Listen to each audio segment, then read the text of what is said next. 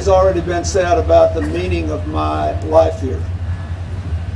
And then I'd like for you to think about what it means to our common future.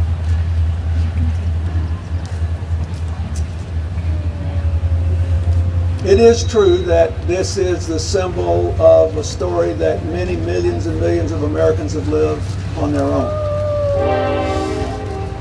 It is true that a lot of what I learned here made it possible for me to be president. I was looking at this house and thinking about where the kitchen was and how I used to sit in a high chair facing the window, and on the boards around the windows my grandmother tacked cards and taught me to count. And taught me to read when I was 2 and 3 years old, and made me eat like a horse because the only healthy baby was a fat baby. And it is true that most of what I know that was later useful to me about people, I learned from people like you. But I think it's important to note that that's relevant today. Because I think the thing that's happened has gotten America in trouble is we've gotten away from being a people-centered society to a money-centered society, and as a result, a lot of people have less money. All right.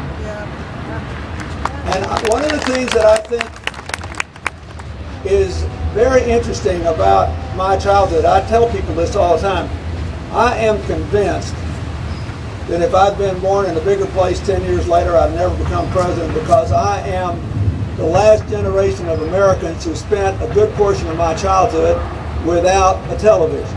All right. And as a result, we talk more to each other, and we listened. I came from a family of storytellers at a time when nobody had a college education. In Hope, when I was a kid growing up, the guy pumping your gasoline, you have to be old to remember when people actually pumped your gasoline for you and cleaned your windshield. But the guy pumping your gasoline might have an IQ just as high as the town doctor. And so you learn that you couldn't make judgments of people based on what kind of car they drove or how much money they had in the bank. That life was a series of opportunities seized, but also opportunities that weren't ever there in the first place. And the worst mistake you could make when I was a kid was to think you were better than somebody else. It's the quickest way to get a whip. All right. And also, before you could tell a story, you had to learn how to listen to one. All of that I got here. And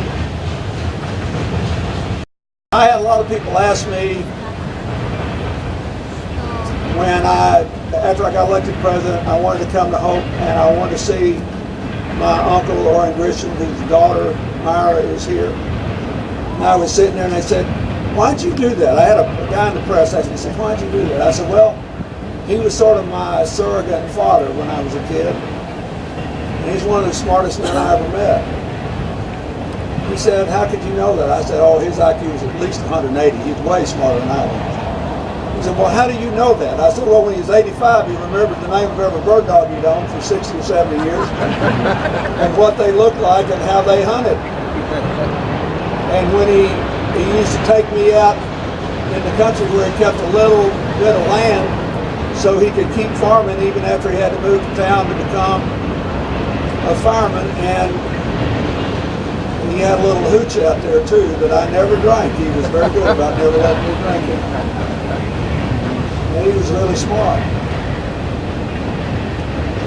And he was smart about the things that mattered. I've told this story a lot of times, but it's worth remembering in this era where we glorify constant change and we're all on the move. My uncle and his wife were married for nearly 60 years. Long toward the end of their marriage, she developed Alzheimer's. They had to move out of the home where I had spent so many happy days with meals because they had a gas-fired stove and she'd forget she turned it on and they were afraid the house would blow up. And we got a good facility out here now tied to the hospital where you could be, and then if you needed the hospital, you could move into it. For about 15 minutes a day for a long time, she knew who she was again, and she'd call her husband and say, we've been married all this time, how could you leave me here, come get me? And she'd forgotten who she was again. It's the only time he ever cried telling me this when I was governor one day. And I came to see him, and I down here giving some speech or something. The sun was about to set, and I said, buddy, I got to go back to Little Rock. He said, okay. So he got up and walked me to the door, and he'd already told me 2 or 3 funny jokes, which are not repeatable here today. And as I was walking out the door, he grabbed my arm, and I turned around and looked at him. It's the only time in all of our life together he had tears in his eyes. And I said, really hard, isn't it? He said, yeah, it is. But he said, and then he smiled. He said, but you know, I signed on for the whole load. Most of it was pretty good. And you think about that. Yeah. You just think about that. What does that say? In a society where everything is disposable, everything is interchangeable, everybody's looking for their 15 minutes of fame. The tabloid newspapers that I read every morning in New York are full of people who are just grasping for that 2 seconds where their picture flashes across some national media as if that is the source of meaning in life.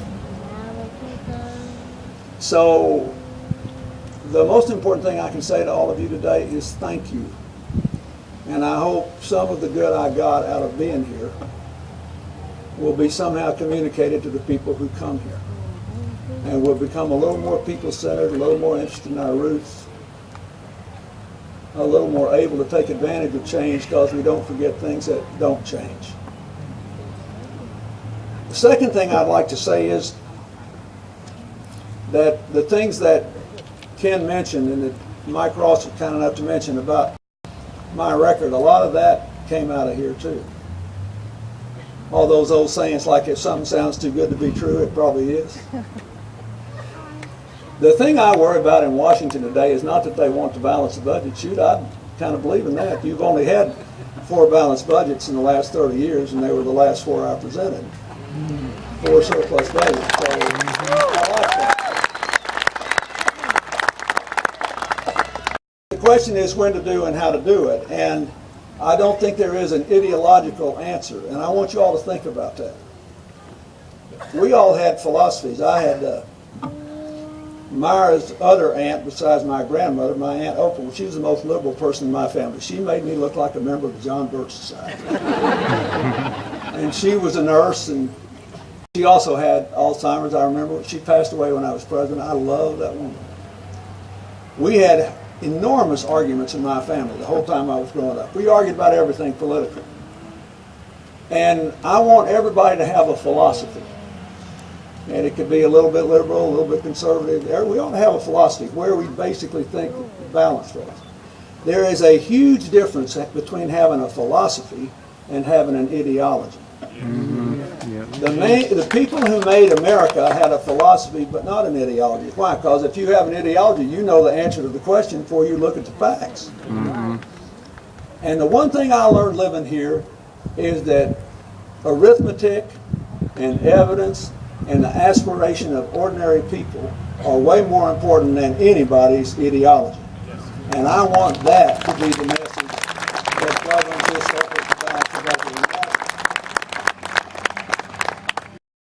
The thing I would like to say is that we ought to ask whether there's any lesson here for our country going forward. People ask me all the time, what do you want your legacy to be? What do you want people to say? And that you were only the first president since Roosevelt who was a Democrat who got elected twice and all that kind of stuff. And I said, well, I think I've reached the age now where I'd rather fight the right fights than win them all. That's why I'm spending so much time in Haiti. It's the hardest thing I've ever done, but they're good people and they deserve a chance. And they remind me of America at the end of the Great Depression. But I said, I really think there are only 3 things that matter when you're done.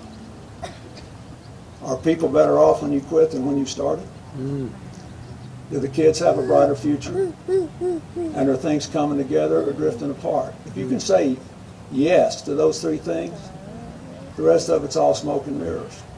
Doesn't amount to a hill of beans. And America's going through some difficult times right now.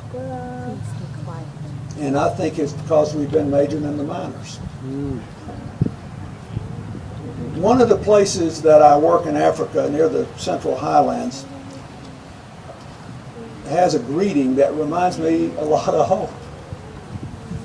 People, that nobody's got any cars, not any roads, they all walk everywhere, and when they pass each other on the path, and one says hello or good morning or how are you, the answer that they give, translated into English, is this. Think about this. It's not, I'm fine, how are you? It is, I see you. We here, of a certain age, were raised to see everybody.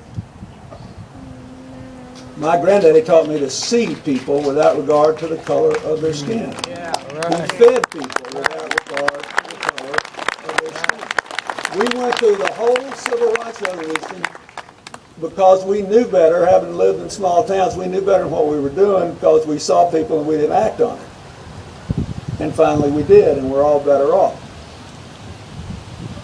When this financial meltdown happened, the median family income in America after inflation was already $2,000 lower than it was the day I left office. Because we stopped seeing people. We stopped seeing people.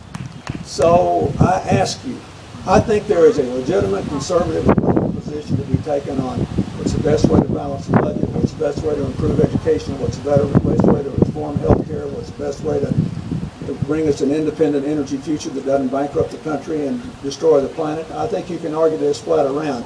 But you have to remember evidence and arithmetic and the aspirations of ordinary people. And to do that, you have to see them.